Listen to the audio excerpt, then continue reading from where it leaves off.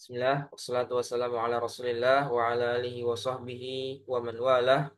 La hawla wa la quwata illa billah. Rabbi syrah li sadri wa yassir li amri wahlul 'uqdatam min lisani yafqahu qawli. Amma ba'd. Alhamdulillah, pada kesempatan kali ini izinkan saya untuk dapat menjelaskan presentasi atau literatur book review dengan judul Fikih Muamalat dengan subbab yaitu eh, akad salam, ya. Yang mana penulis dari buku ini adalah Ahmad Sarawat LC.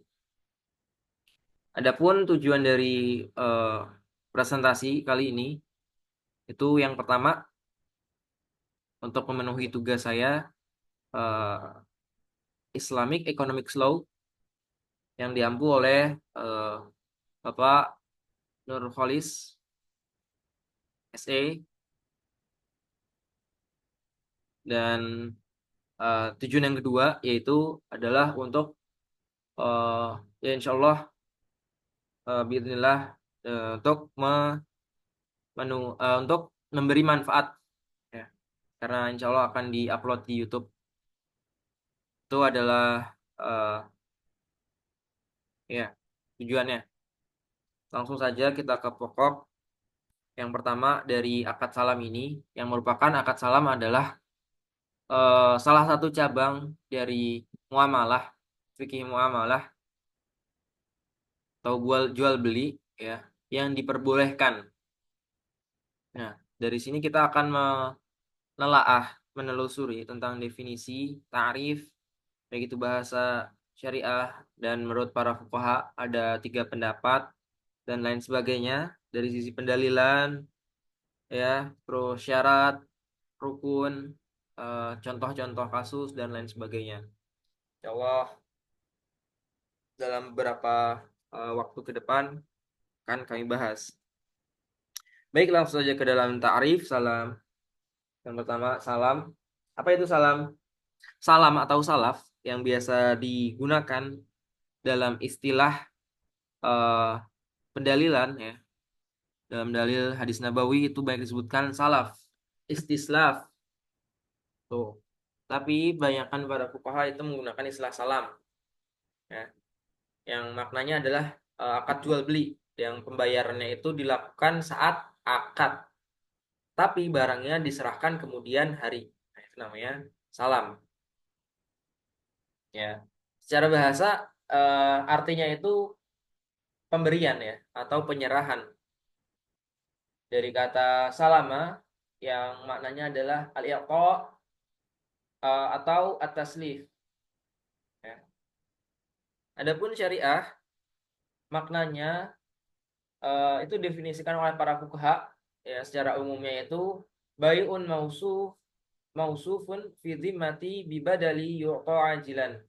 Itu jual beli barang yang disebutkan sifatnya dalam tanggungan dengan imbalan pembayaran yang dilakukan saat itu juga. Garis bawahi adalah pembayaran saat itu juga. Tapi barangnya itu bersifat dari tanggungan, ya. Atau dengan bahasa yang lebih mudah kita bahasakan, akad salam itu adalah jual beli hutang. Tapi bedanya yang dihutangin itu bukan uang pembayarannya, melainkan barangnya. Sedangkan uang pembayarannya itu justru diserahkan tunai. Eh, ya, kurang lebih akad salam ini kebalikan dari kredit. Kredit atau akad yang telah disebutkan sebelumnya itu akad muharabah.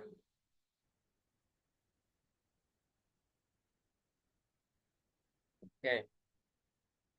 Menurut para fuqaha, salam itu ada 3 pendapat. Yang pertama, yang dari mazhab Hanafi dan Hambali menyebutkan pendapat pertama, ya, salam itu pembayarannya harus dilakukan saat akad. Nah, ini seperti yang telah didefinisikan sebelumnya. Tapi barangnya kemudian. Nah, ini. Nah, yang kedua itu salam penyerahan menurut Syafi'i penyerahan uang saat akad. Nah, barangnya diserahkan kemudian atau langsung. Atau yang tiga ini dari uh, mazhab Maliki, bahwasanya salam itu barangnya diserahkan kemudian. Tetap barangnya kemudian, semuanya barangnya kemudian, ya. Dan uangnya itu boleh dibayar nanti.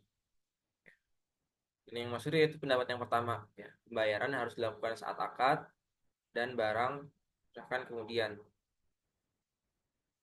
Jadi ya itu tadi barangnya harus kemudian, tapi bayarnya pas akad saat itu juga, ya.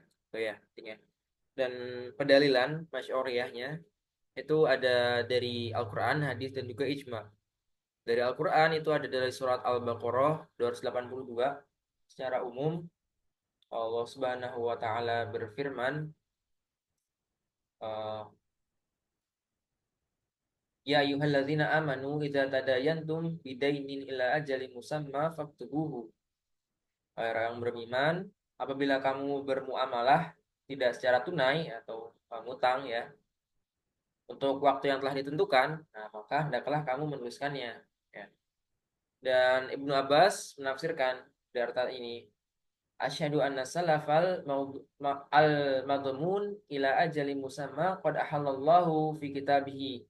Bahwasanya saya bersaksi bahwa akad salaf itu ditanggung hingga waktu yang ditentukan telah dihalalkan oleh Allah dalam kitabnya. Wa adzana fihi tsumma qara'a hadzal ayah, dan telah diizinkan dan dia telah mengizinkannya. Kemudian Ibnu Abbas itu membaca ayat ini. Akhrajahu Syafi'i fi musnadihi. Kemudian dari As-Sunnah itu uh, dengan disebutkan dari hadis riwayat Ibnu Abbas radhiyallahu anhu, ya, pada saat itu Nabi Shallallahu Alaihi Wasallam baru tiba di Madinah dan orang-orang Madinah itu biasa meminjamkan buah kurma 1 tahun atau 2 tahun. Kemudian ketika Nabi datang, Nabi Shallallahu Alaihi Wasallam bersabda, man aslafa fi tamrin falyuslif fi kailin ma'lum wa waznin ma'lum ila ajali ma'lum. Muttafaqun alaih. Ya, itu siapa yang meminjamkan buah kurma maka harus meminjamkan dengan timbangan yang tertentu sampai pada masa yang tertentu, ya. Nah, itu ya yang digarisbawahi fi kailin ma'lum, takaran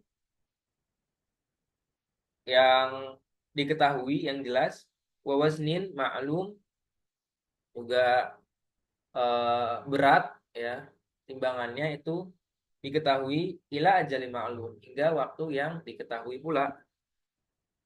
Tuh, ini yang menjadi dasar, ya, sisi pendalilan.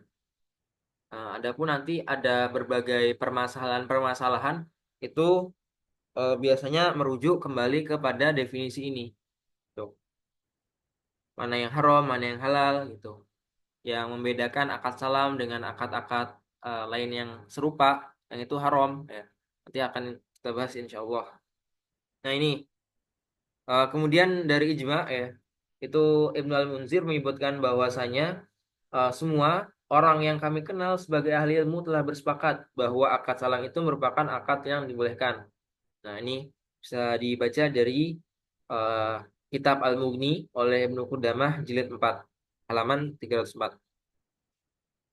Maka selanjutnya, apa itu manfaatnya dari akad salam atau hikmah di balik eh, ya halalnya akad ini, ya. Nah, yang pertama itu dari pembeli. Nah, pembeli itu mendapatkan manfaat atau keuntungan berupa jaminan mendapatkan barang sesuai yang ia butuhkan pada waktu yang ia inginkan, ya. Ya, ia mendapatkan barangnya pada ketika ia butuh, ketika ia pengen. Nah, itu manfaatnya. Karena eh, dia nggak harus, ya, dia bisa aja, ya, pengennya misalnya 2 tahun lagi gitu. Jadi dia tinggal beli sekarang aja. Jadi nanti 2 tahun lagi nggak usah susah-susah nyari. Nah, itu bisa. Nah, mungkin selanjutnya juga dari pembeli masih itu dia mendapat barang dengan harga yang lebih murah. Kalau misalnya dibandingkan dengan beli pada saat ia butuhkan barang tersebut waktu itu juga. Misalnya ia butuh eh, apa? Dia ingin membeli barang dengan jumlah banyak, 200 kilo beras misalnya, ya. Kemudian ya jika ia beli pada waktu itu juga ya secara tunai barang dapat langsung cash, nah itu harganya lebih mahal biasanya harusnya dibandingkan ia eh, dengan akad salam, yaitu dia bayar duluan, kemudian nanti si penjual itu menyerahkan pada waktu kemudian hari yang telah ditentukan, misalnya 2 tahun lagi. Nah itu dari pembeli ya, dan ini juga eh, menjadi syarat pada sebagian madhab ya, terutama madhab Hanabilah, bahwasanya ya jika ingin eh, apa namanya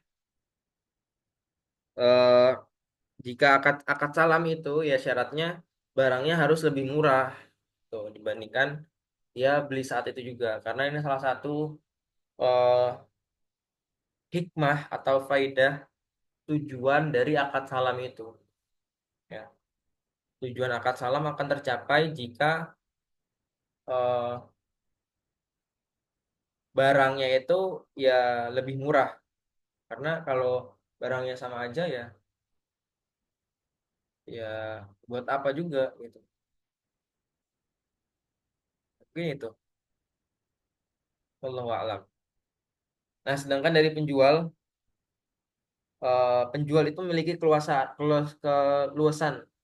untuk memenuhi permintaan pembeli, karena biasa tenggang waktunya itu eh, jaraknya cukup lama ya.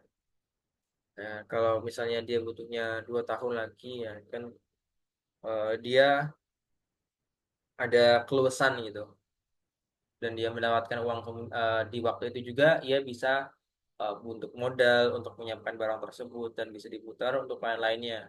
Itu dan dia juga yaitu yang kedua, dia mendapatkan modal untuk menjalankan usahanya dengan cara yang halal, beda dengan akad-akad lainnya ya. Kalau tidak akad ini ya mungkin bisa jadi ya tidak punya modal, akhirnya dia harus terjerumus ke perkara-perkara yang haram, seperti ya utang yang mengandung riba, atau ya harus ya kredit lah ya yang mungkin tidak halal, yang kebanyakan seperti itu. Nah, maka dengan adanya salam ini ya dia bisa menjalankan usahanya dengan cara yang halal ya. Yang penting ya memberikan barangnya pada waktu yang telah ditentukan tadi. Nah itu. Nah, adapun penggunaannya itu bebas. Ia bisa menggunakan untuk menjalankan usahanya dan mencari keuntungan sebanyak-banyaknya tanpa ada kewajiban apapun. Nah, kewajibannya yang penting eh, kesepakatannya ya beli beras 200 kilo, dia memberi uang 50 juta, diserahkan atau diberikan barangnya pada 2 tahun. Nah, selama jeda waktu kosong hingga waktu ia menyerahkan itu, ya dia bisa menggunakan uangnya itu untuk mutar lagi ya modalnya dan lain sebagainya. Itu. Jadi eh, akad salam. Nah, kemudian contohnya ya, langsung saja ke contoh. Itu eh, katakanlah seorang petani. Petani itu biasa dia menjual beras dan ia ada memiliki pembeli.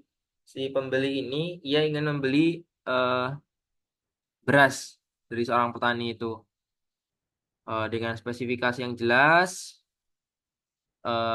beratnya beratnya jelas ya, misalnya 200 kilo, waktunya juga jelas ya, waktunya setahun lah tuh, 200 tahun, ya bayar cash saat itu juga.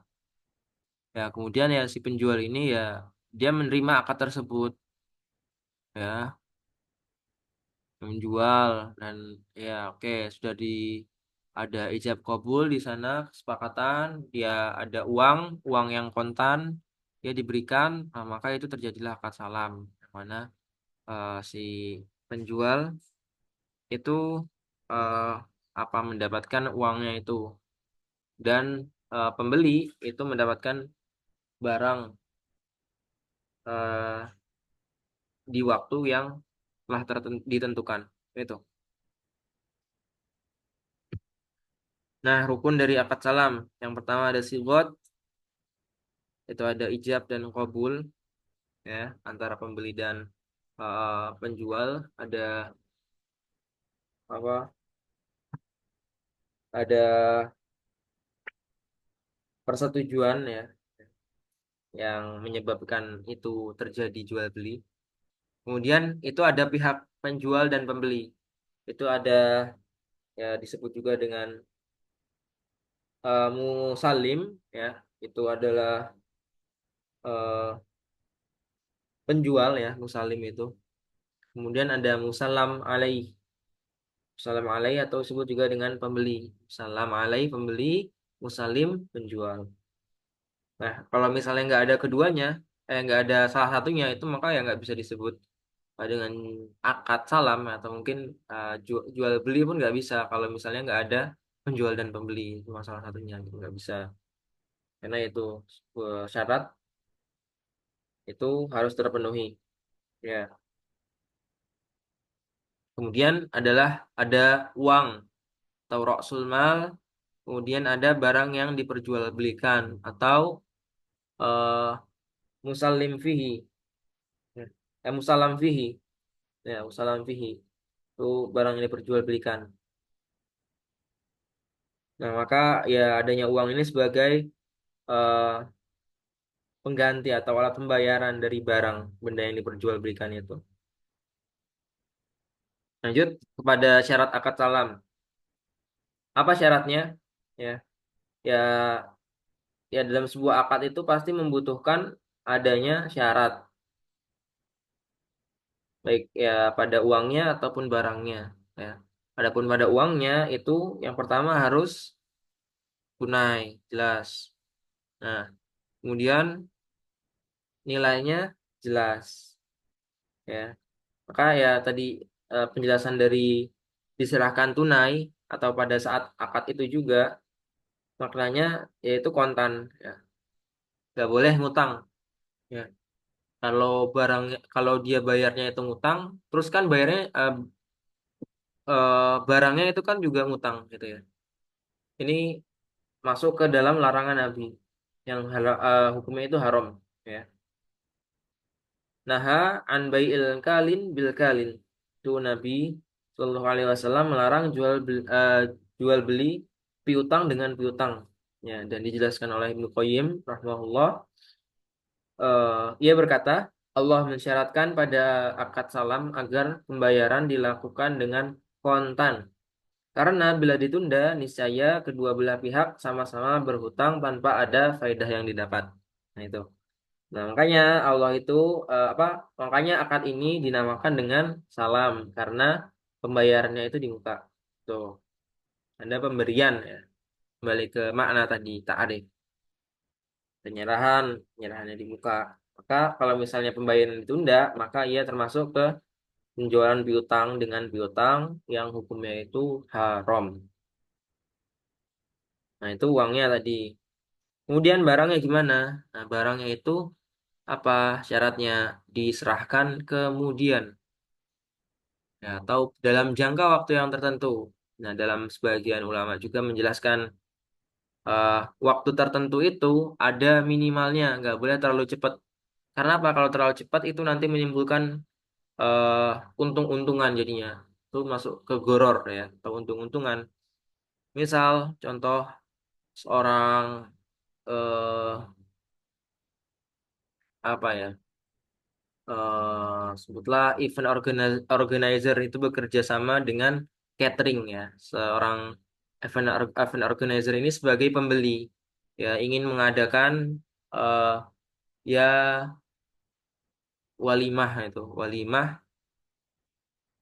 yang dilaksanakan 7 hari ya 7 hari. Sedangkan ia meminta kepada pihak catering sebagai penjual ya untuk menyediakan misalnya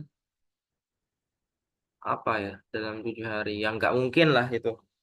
Misalnya ya eh, daging sapi 1 ton. Nah itu kan apa ya dalam waktu 1 minggu atau 7 hari itu kan hal yang susah nggak mungkin gitu. Maka ya dengan syaratnya itu harus diperinci oleh para sebagian ulama itu waktunya ada jeda waktu lama sehingga si penjual ini juga ya bisa mempersiapkan dan juga bisa apa ya eh, ya bisa terrealisasi ya gitu dari akadnya itu tadi dari ya akad yang telah ditentukan yang telah disepakati gitu ya atau contoh lainnya itu tadi petani lagi ya misal si pembeli pengen beras dari petani ya dalam waktu cuma seminggu ya sedangkan panennya aja baru apa 3 bulan sekali kan itu kan ya susah gitu nggak mungkin kan itu ada spesifikasinya yang di kemudiannya itu waktunya jelas ya waktu jelas kemudian spesifikasinya juga jelas maksudnya ya agar nanti tidak timbul perselisihan pas barangnya datang loh kok gini gini gini gini gitu karena ya tidak ada spesifikasi yang jelas nah, maka kejelasan ini merupakan syarat dalam barang yang diperjualbelikan dalam akad salam agar nanti ya sama-sama setuju gitu. Tidak ada goror, tidak ada untung-untungan tuh. Nah, kemudian itu eh, tepatnya juga penyerahannya jelas. Ini ya. Walau alam tidak eh, ini waktu penyerahannya jelas itu eh, dalam buku ini ya dijelaskan itu ila ajali maklum. Bukan tempatnya. Tempat penyerahannya ini. eh Jelas tempat penyerahannya itu barang yang dipesan tidak ditentukan selain kriterianya. Nah, ini saya kurang paham ya. Allah alam tidak dijelaskan secara rinci dari buku yang saya review ini.